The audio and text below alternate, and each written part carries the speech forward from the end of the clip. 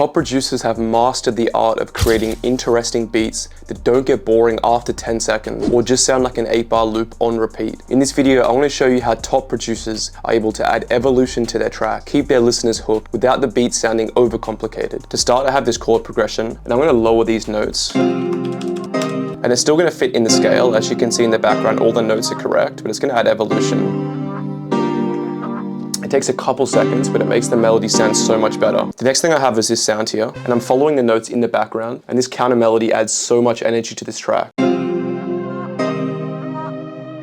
next thing you can do is arpeggiate your melody. I pasted it on top of this guitar here. I also grabbed the other lead from before, pasted it on top of a kind of bass like this here, and it adds a bit of warmth to the melody, especially at the start when the 808 isn't playing. And I added one more sound here, which sounds really kind of spooky and mysterious. And altogether this melody sounds like this. And that's how you can turn a boring chord progression like this into a full melody like this.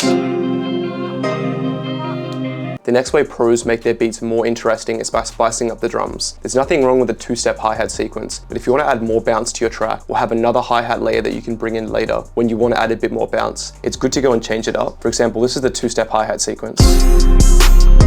And it sounds good, but you can add hi-hat rolls like this and lower pitch hi-hat notes.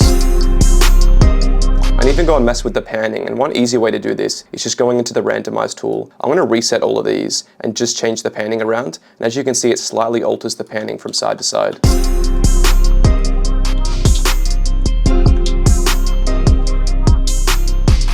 I think this hi-hat is the perfect balance between being exciting, fun, memorable, but it's not too overcomplicated and it's not going to not leave room for the artist or the singer on the track. Lower pitch clap notes as well. And we have this clap fill at the end here. I also have this effect here, which plays kind of like a crash, and I also do have a crash that comes in at the very start. As the chord progression changes, as I showed before, the 808 does as well. I moved it up to a higher octave, and it adds progression to this track by changing the root note of the 808.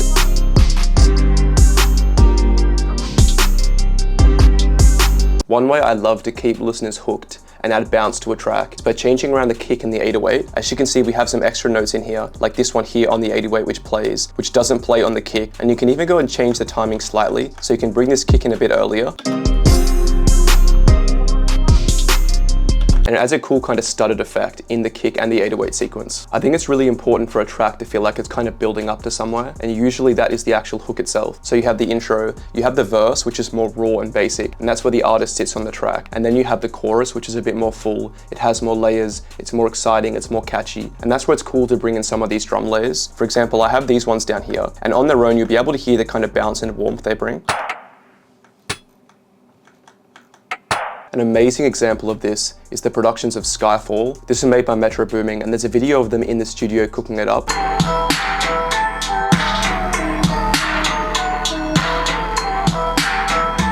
I think the percussion in this track is so unbelievably powerful, and it adds an amazing aura to the track. And that's exactly what these perks down here are doing. And if you listen to how much energy this adds, I'm going to play just the start here without these perk layers. And it sounds pretty good, but bringing them in together,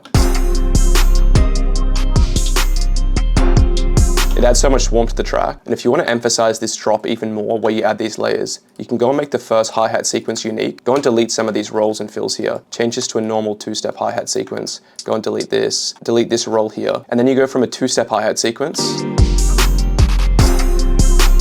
to the more interesting sequence with the hi-hat rolls. This evolution is so powerful, and that leads us into the third section, which is the actual arrangement of the track. I already touched on this slightly, but there's lots of really powerful things you can do to keep your listeners hooked. The first way is the progression of the melody. As I showed at the start, we have all these melody layers coming in, but I actually take out a few of them when the actual beat comes in. This adds a lot of emphasis to the beat drop because you don't have the melody layers slightly distracting the listeners from the drums.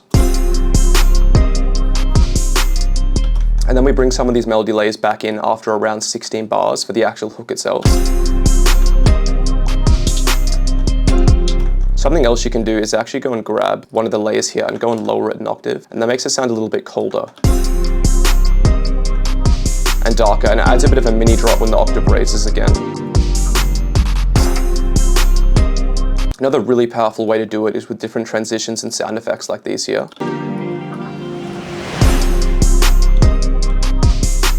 And there's so many sound effects you can add on the drop to add to this impact. For example, if you get the Emotional Essence library, which I'll link in the description, it has 10,000 royalty-free samples and MIDI that I used to make this track. You can grab different sounds like this. This one here is a riser. You can also use it as a crash by reversing it. I want to make it a little bit quieter as well.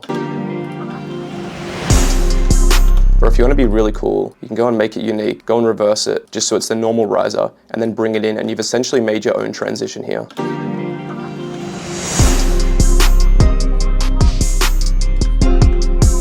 I can go and duplicate this throughout the track to add to the evolution of the track. You can also go and trim the start of the drums in certain areas like this here, which adds to it a lot. You'll hear this effect on so many songs, and you can actually do the same thing in reverse and go and take out some of the layers at the end. We have this sequence here where we take out the hi-hats and some other drum layers.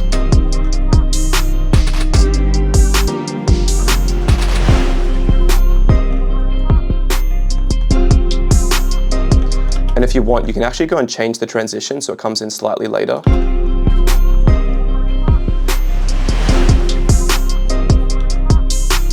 And if you want some one-click solutions to adding more bounce to your tracks, you can go and use effects like Gross Beat, and there are so many even in the basic presets that chop up the melody so much. You can add a side chain, which makes the melody feel like it's breathing. Or some of the really common ones like half speed. This can be cool for a bridge or for the intro. Double speed can be really handy as well. And those are a lot of the really powerful strategies top producers use to keep their beats interesting and keep their listeners hooked. I've made videos specifically for top producers to go and break down even more of their strategies. Click one of the recommended videos or go to my channel to see those. And if you want the samples I used in this video, go to wavegrind.com, click the link in the description. There's so many free packs. There's lots of premium projects. They're all 100% royalty free. There's drum kits, melody kits, live vocal packs, live guitar, drum loop packs, and so much more. And I hope to see you inside.